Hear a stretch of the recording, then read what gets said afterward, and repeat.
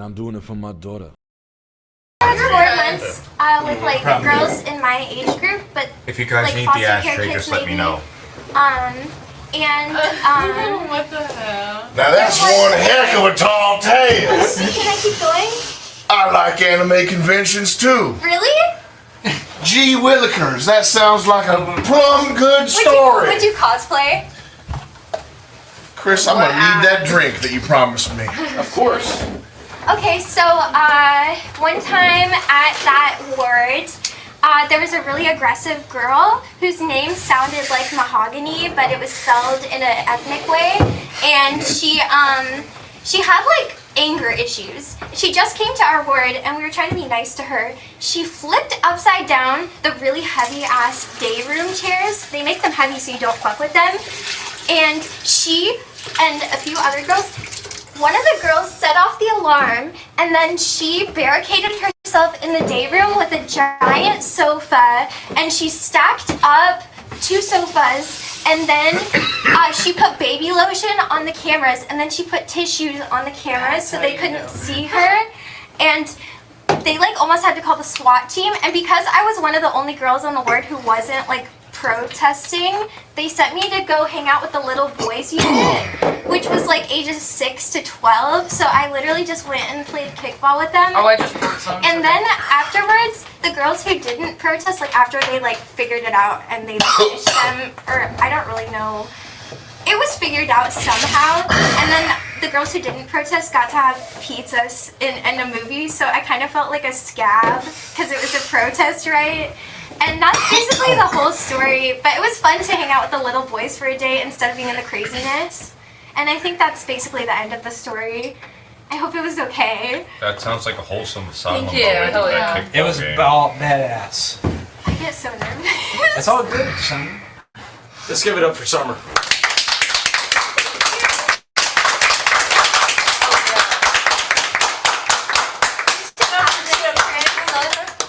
Yes. I got a story. Thank you.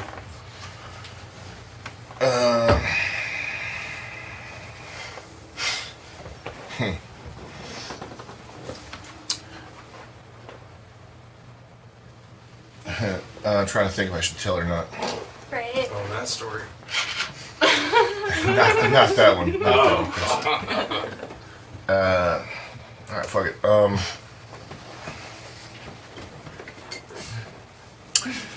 When I was a kid, feel free to laugh, by the way. Okay. I had a stepfather. Okay. The name Ernie is a pretty funny name for a child abuser. How do you spell it? ERNIE. How do you think you spell it? I Why does it somehow even thought matter? there was a U. Why does it even matter? I'm staring into the black saucers here.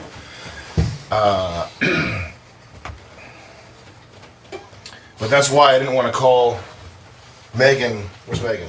I said I wouldn't call you Bert when I first came in. It's fine now. It's like an OCD thing, but I don't like Bert and Ernie.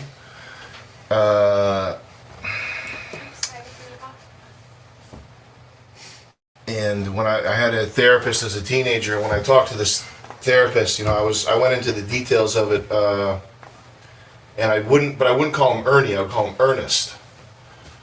I didn't want to call him Ernie because that was the main fixation, was that I'm going to get made fun of for getting my ass kicked by this fucking guy named Ernie. And Pete, what are you hovering for? Nothing, I'm just hiding here. Get out of here. Okay. Take a hike. Fucking bozo. I'm telling a real story. Go in another room. Fuck off. This is an actual story, not some fucking bit, you dumb fuck.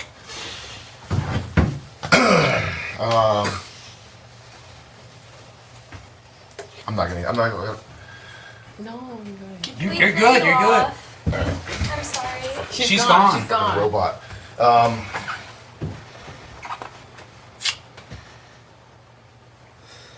Stepfather. And people ask me where my character, how do you make this wacky character? Oh, you're with this wacky guy. And in real life, I'm not really that wacky of a guy, but the character is based on this fucking guy, man. He would have these low moments and these high moments. And the low moments, he was like super paranoid. He'd be taping over the windows. He'd be putting tinfoil over the windows. He had like it was a funny cinema gear thing. He would get black foil, which is like a filmmaker thing. He would get the black foil, like filmmaker foil, to cover over the windows and tape over it. And he would say he was like a proto-conspiracy theorist.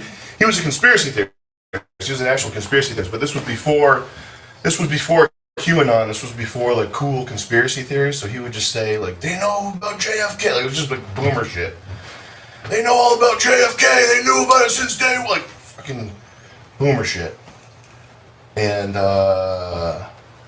that's his lows. He would be paranoid. And then his highs, he would be like, I'm the god on the mountaintop. I've invented the hydrogen car. They're gonna. It was still paranoid, but it was like, I'm the one. I'm the top of the. So anyway, those lows and highs, that's where I sort of based this character that I do on. And then the middle part was when I would get my ass kicked.